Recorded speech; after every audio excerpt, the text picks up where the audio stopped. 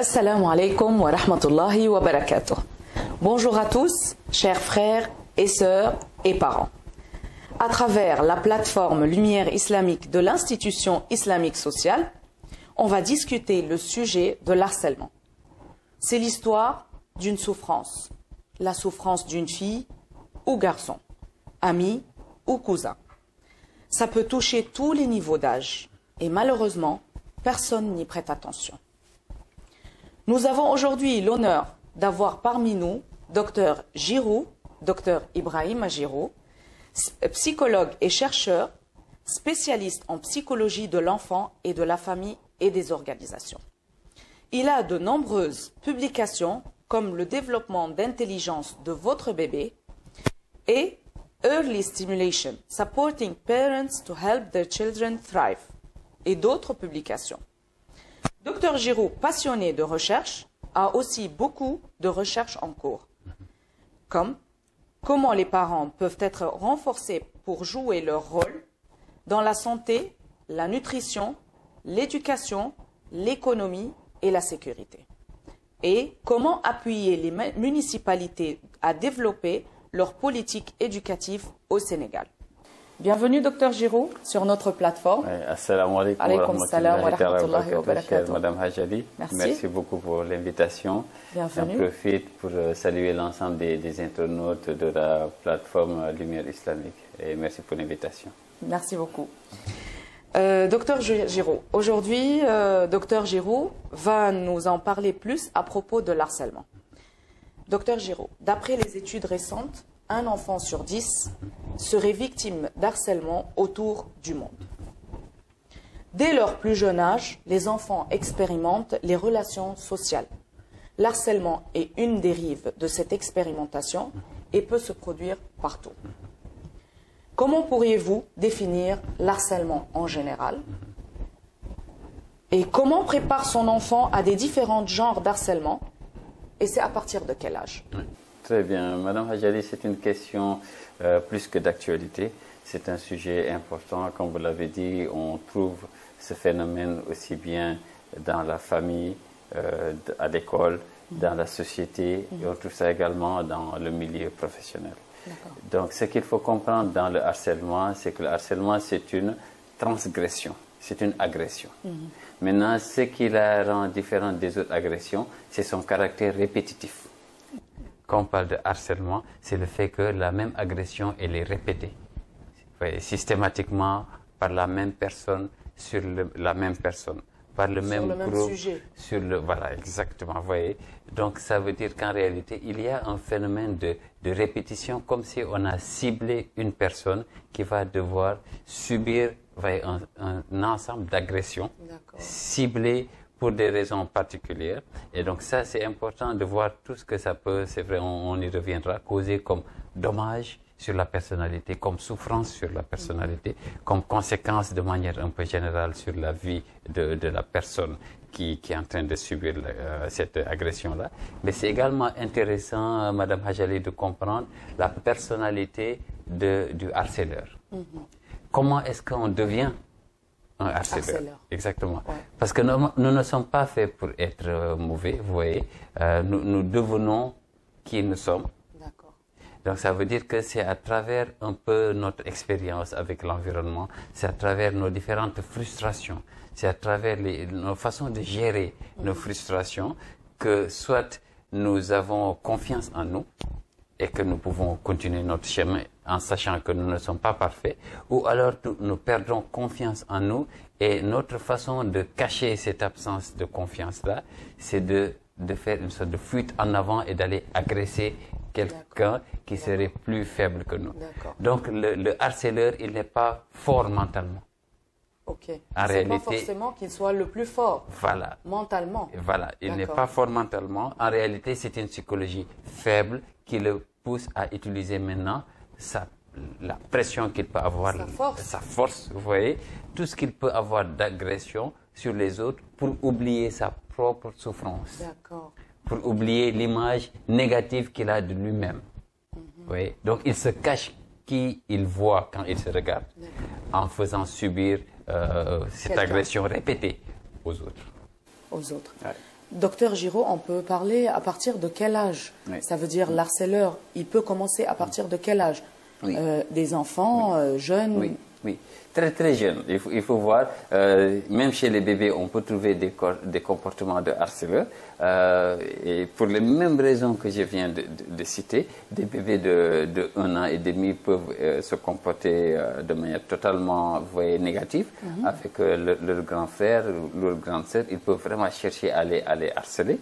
Ça veut dire, pardon, à partir de 3 ans, même avant? Même avant, on peut trouver ces comportements de harceleurs. Et souvent, c'est quand les bébés n'arrivent pas à trouver leur place ou que les parents ne gèrent pas bien l'environnement familial, que le bébé ne trouve pas véritablement sa place et qui commence à se comporter comme ça. Ou alors quand le bébé croit qu'il est le plus important dans la maison, vous voyez, là c'est un excès de confiance, notamment chez les bébés. Il devient un peu agressif. Il peut se montrer agressif et souvent même.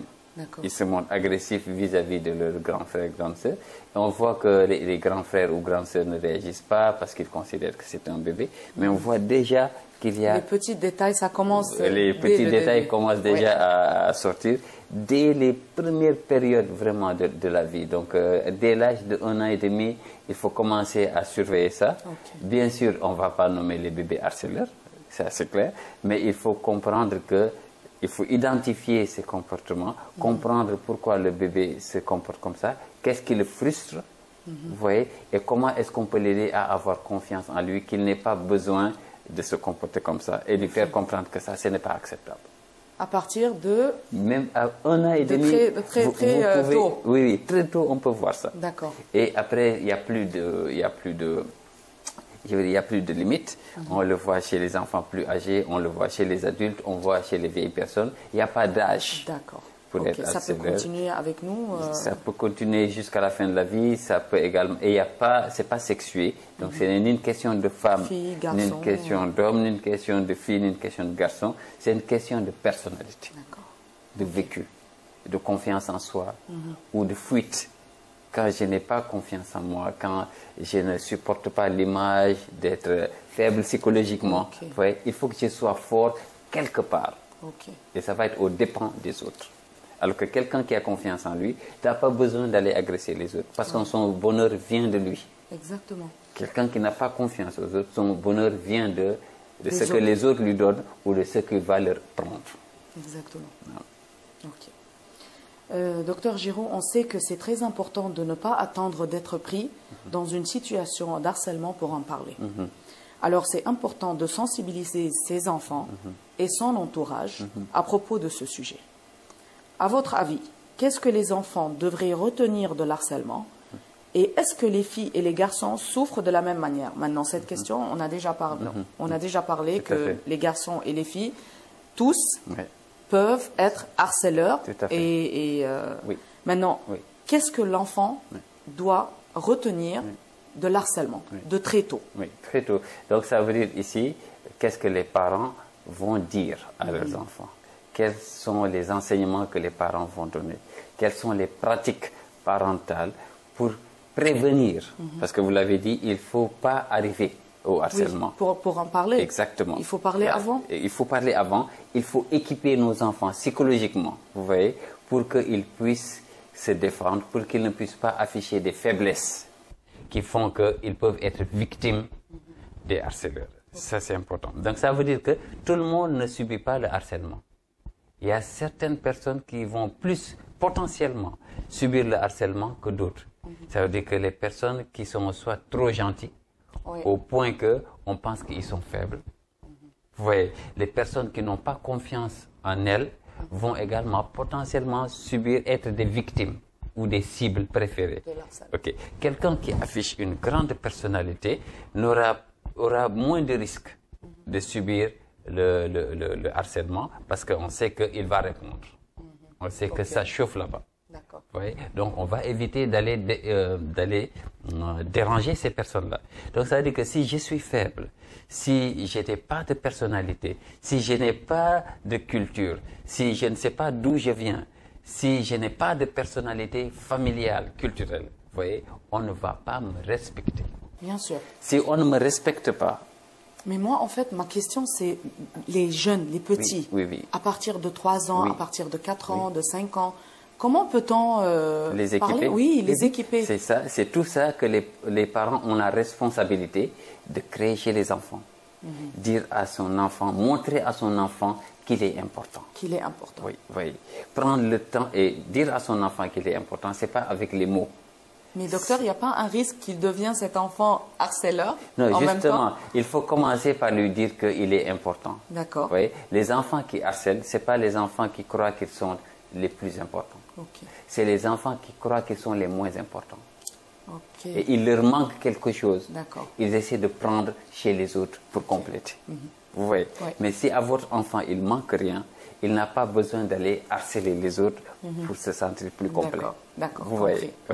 Voilà pourquoi les parents ont la responsabilité. Ce n'est pas les mots. Vous voyez, on dit souvent, oui, nous, on ne dit pas à nos enfants, je t'aime, ces mots. Ce n'est pas les mots, c'est le comportement. Non, ce n'est pas les mots. C'est le comportement, vraiment. Quand je prends du temps pour parler avec mon enfant, lui donner les bons conseils, même comme les prophètes l'ont fait, et quand ils demandent à leurs enfants, qui vous allez adorer quand je ne serai plus là? Les prophètes ont demandé ça à leurs enfants. Ils commencent à les préparer pour que l'enfant se développe, même quand il ne voit pas le parent. Donc, nous devons avoir ces exemples-là. Vous voyez, comment on les prépare quand ils vont sortir. On peut leur dire ce qu'il y a dehors et on les prépare comment il faut réagir. Vous voyez. Donc, ce sont des informations de qualité qui vont rester dans la tête et dans la psychologie des enfants. Et surtout, les enfants sentent qu'ils sont importants pour leurs parents. Si un enfant pense, croit et ressent au fond de lui qu'il est important pour son parent... Il a confiance en lui-même, il ne va jamais... Non. Il ne va pas tomber dedans. Oui. Et si un harceleur vient, il saura comment répondre pour leurs parents. Si un enfant pense, croit et ressent au fond de lui qu'il est important pour son parent... Il a confiance en lui-même, il ne va jamais... Non. Il va jamais... il ne va pas tomber dedans. Oui. Et si un harceleur vient, il saura comment répondre. D'accord. Docteur, j'aimerais bien souligner sur l'harcèlement scolaire. On avait déjà mentionné l'importance de parler avec son enfant et lui expliquer qu'être un ami, c'est pas être soumis. Il faut que l'enfant s'exprime librement, comme vous avez dit, et qu'il communique avec les parents ou avec l'enseignant si nécessaire, si c'était dans l'école. Est-ce qu'à votre avis, dans l'école joue un rôle actif et est-ce que l'école participe à l'harcèlement, à votre avis? Oui. Merci beaucoup. C'est une question très importante parce que l'école est l'endroit où nos enfants passent le plus clair de leur temps. Vraiment. Que ce soit pendant la période de l'année scolaire ou pendant l'année de manière générale, parce qu'il y a même maintenant pendant les vacances où dans certaines écoles on reçoit les enfants pour faire des cours de vacances. Donc ça veut dire que pendant le plus clair du temps, pendant toute l'année, c'est l'école qui reçoit le plus les enfants pendant les périodes d'activité. Les plus sensibles, oui. Voilà, exactement. Oui. Et les périodes les plus sensibles, vraiment, depuis la maternelle. Donc, si à l'école, il n'y a pas un vrai projet de société où nos enfants apprennent à se développer avec les valeurs morales, avec les valeurs civiques, avec les valeurs de respect des autres, avec les valeurs de savoir vivre ensemble. Si l'école n'a pas les compétences pour développer ces valeurs-là, l'école va être un centre où va se développer beaucoup de maladies psychologiques. Et parmi les maladies psychologiques, vous avez l'expression du harcèlement. Et on le sent aujourd'hui, le nombre d'enfants qui se sentent harcelés à l'école. Par les enseignants, par leurs camarades. Par les enseignants? Oui, les enseignants peuvent faire du harcèlement. Un enseignant peut, par exemple, vouloir faire croire à un enfant qu'il est nul. Oui, c'est du harcèlement moral, n'est-ce pas? Et il lui fait croire qu'il est nul, de sorte que les moindres progressions de l'enfant ne sont pas... Il n'a plus de confiance en lui-même. Et ils détruisent la confiance en soi chez les enfants. Vous voyez? Alors qu'en réalité, le métier d'enseignant, c'est un métier d'éducateur. Et le métier d'éducateur, ce n'est pas voir ce qui est mauvais chez l'autre, c'est voir ce qui est bon chez les enfants. Vous voyez? Donc, et le fait d'être mauvais en maths ne fait pas de l'enfant une mauvaise personne. Bien sûr. Nous devons être clairs. Oui, oui, bien sûr. Le fait d'être bon en maths ne fait pas de l'enfant une bonne personne. Une bonne personne. Oui, ce qui fait de nous une bonne personne, c'est la confiance que nous avons en nous, la liberté que nous donnons aux autres de se développer. C'est-à-dire que le fait que nous ne harcelions pas les autres. Qu'on ne les agresse pas dans leurs croyances, qu'on ne les agresse pas dans leur situation, dans leur pauvreté, dans leur richesse, qu'on les laisse vivre tels qu'ils peuvent vivre heureux. Et à l'école, malheureusement, il n'y a pas toujours, voyez, cette vision-là. Et on a malheureusement des enseignants qui dysfonctionnent. Ils ne fonctionnent pas correctement. Vous voyez, et ils agressent les enfants. Beaucoup d'échecs scolaires chez les enfants. C'est à cause de l'harcèlement. Peut s'expliquer par les harcèlements que les enseignants, sciemment ou parfois inconsciemment, font vivre à nos enfants. D'accord. Donc ça c'est clair. C'est destructeur quand ça vient d'un adulte vers un enfant. Bien sûr. D'un parent vers un enfant. Vous voyez, c'est beaucoup plus destructeur que quand ça vient des amis entre les camarades, enfants, oui. entre les enfants. Oui, oui. C'est plus facile à gérer pour les enfants que quand ça vient d'une autorité, que ce soit l'enseignant ou le malheureusement ou le parent.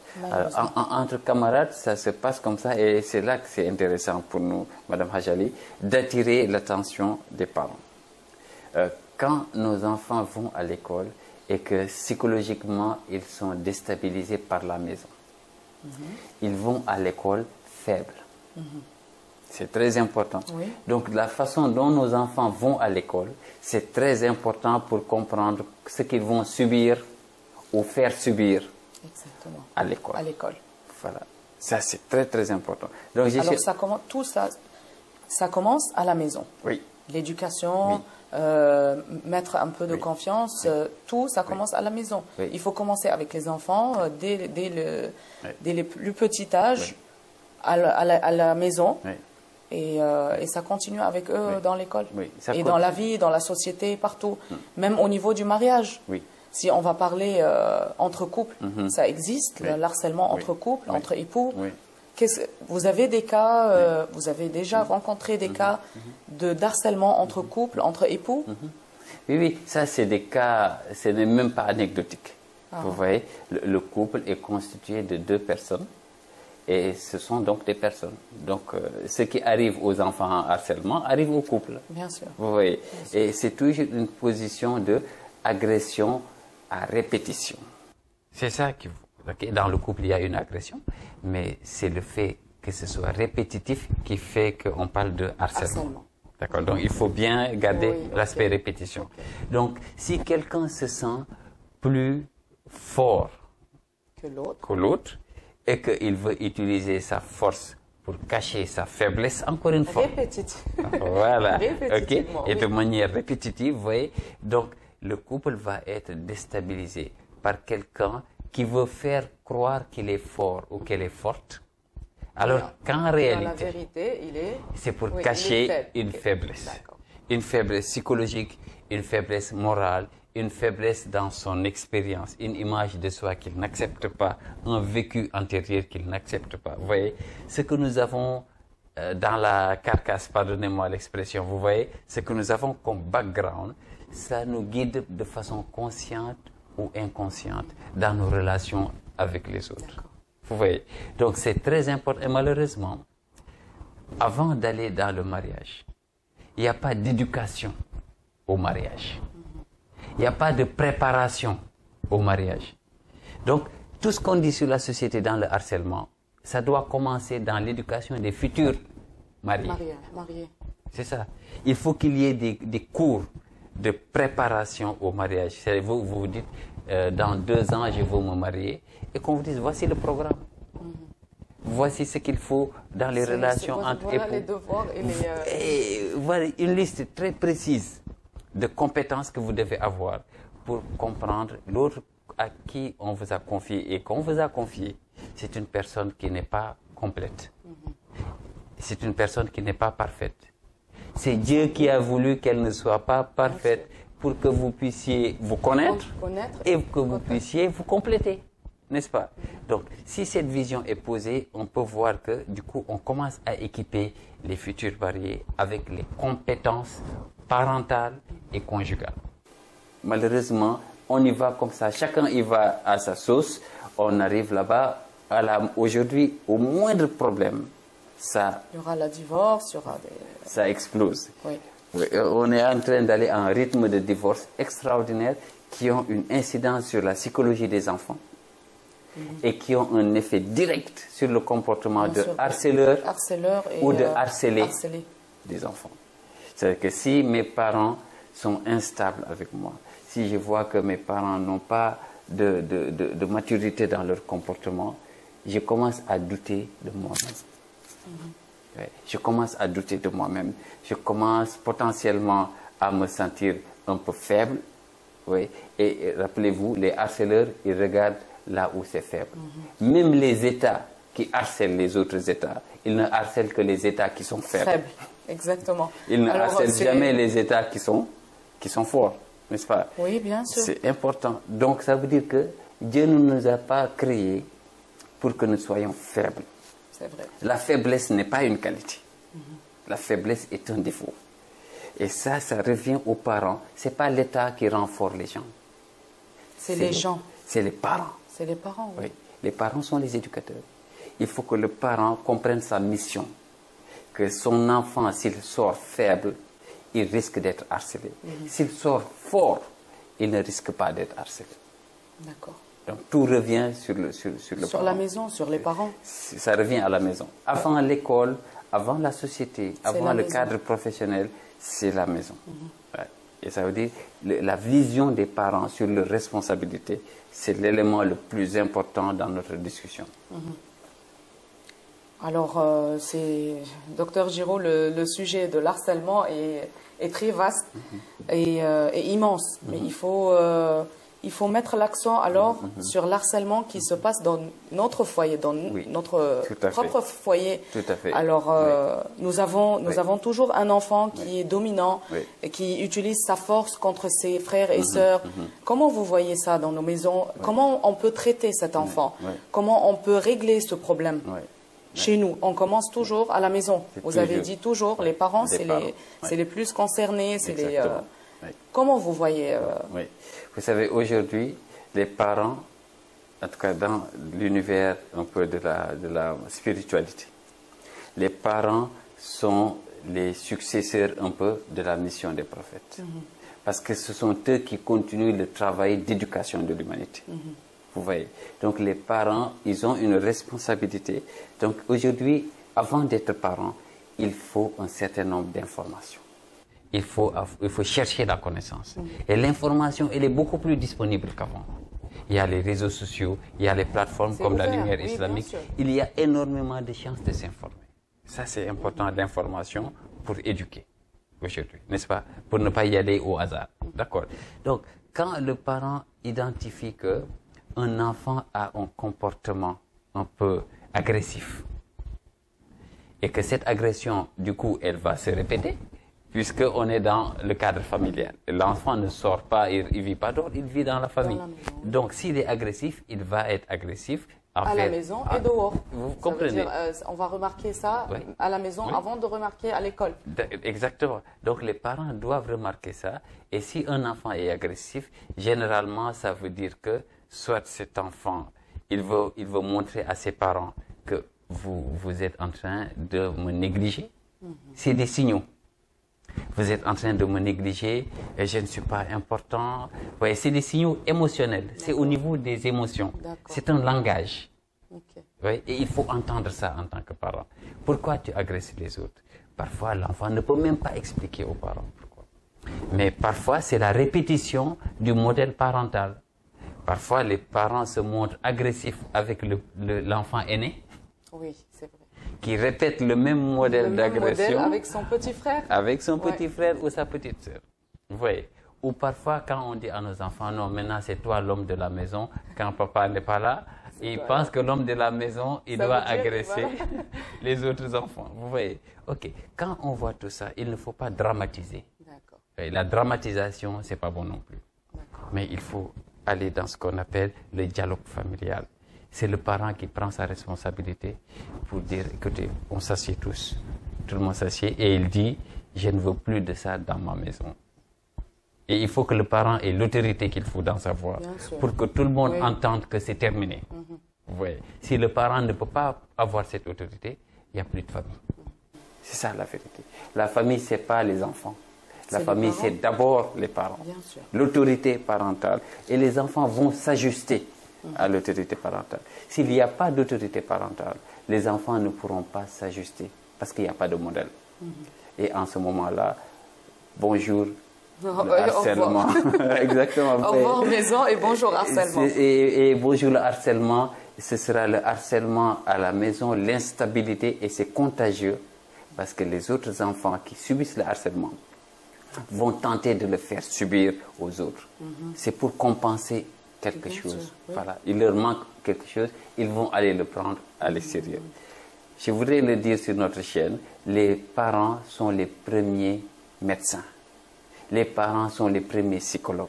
Les parents sont les premiers éducateurs. Les parents sont la première sécurité. Les parents sont la première sérénité. Vous voyez, toutes ces qualités-là, c'est les parents qui doivent avoir ça pour que dans la fusion avec les enfants, dans le contact au quotidien, ils touchent le cœur des enfants. Dans la Sourate Al-Fatih, le Coran nous explique ça. Je voulais vous demander à propos de la religion. Voilà. Nous tous, on sait que l'harcèlement est un mauvais comportement. Tout à fait. Et ce n'est pas accepté dans toutes les religions. C'est quoi, comment l'islam se positionne sur le sujet d'harcèlement, à votre avis? Et l'islam, est-ce qu'il a recommandé des solutions? Oui. Voilà. Le modèle islamique est un modèle qui veut que les gens ressentent la sérénité. La sérénité. Vous voyez, si vous prenez une bouteille d'eau et vous mettez un peu de boue, vous voyez, si vous agitez, on ne saura pas quelle est l'eau, quelle est la saleté. Exact. Si vous laissez reposer, la boue va descendre. Va descendre et l'eau va être en haut. L'eau va monter. On appelle ça la sérénité. Ok. Et si vous prenez la sourate, le chapitre, la victoire éclatante, sourate Al-Fatih, il dit, c'est lui qui a mis, il a mis la sérénité dans le cœur des musulmans, des croyants. La sérénité. Tout ce qui peut déranger la sérénité, l'islam le rejette. L'agression dérange la sérénité. Parce que l'agression, ça fait que ça agite la bouteille où il y a de l'eau et le sable. Et on ne peut pas savoir quelle est l'eau, quel est le sable. Et on ne peut pas boire cette eau. Mais quand les gens ont la sérénité, ils voient où est la lumière. Quand on voit la lumière, on ne va pas vers les ténèbres. Voilà pourquoi vous avez tout un système qu'il faut comprendre pour déstabiliser les parents à travers les programmes télé, à travers les réseaux Internet, à travers beaucoup de réseaux qui, soi-disant, sont là pour aider les familles et qui, en réalité, détruisent la sakina, la sérénité, dans le cœur des croyants, okay, pour qu'ils ne puissent pas voir la lumière. Okay. Alors, le Coran est très clair. Il dit, Dieu veut que vous ressentiez la sérénité, que vous ayez confiance en vous, que vous n'ayez pas peur, que vous n'ayez pas d'angoisse. Parce que moi, je le dis dans beaucoup de conférences que j'ai fait, pourquoi dans la sourate Al-Fatiha, pourquoi le verset Alhamdulillahi Rabbil Alamin vient à la deuxième position et pourquoi ça ne vient pas à la fin? Ça pouvait venir à la fin. Ghayril maghdubi alayhim waladdallin, Alhamdulillahi Rabbil Alamin. Oui. Comme nous, on dit, qu'on commence avec Bismillah et qu'on termine avec Alhamdulillah. Mais ça vient en deuxième position pour que les gens ressentent la sérénité. La sérénité dans leur cœur. Si le parent est serein, il va éduquer son enfant. S'il éduque bien son enfant, il éduquera bien l'humanité. Chaque parent est responsable de l'éducation de l'humanité. Au contraire, si le parent n'est pas serein, il ne pourra pas éduquer son enfant. Ouais. S'il n'éduque pas son enfant, il met un danger public pour l'humanité. C'est comme ça que ça se passe. Docteur Giraud, vraiment, je vous remercie de nous avoir éclairé et répondu à nos questions. Mesdames et messieurs, je vous remercie énormément pour votre écoute et à très bientôt avec d'autres sujets aussi passionnants. Assalamu alaikum wa rahmatullahi wa barakatuh.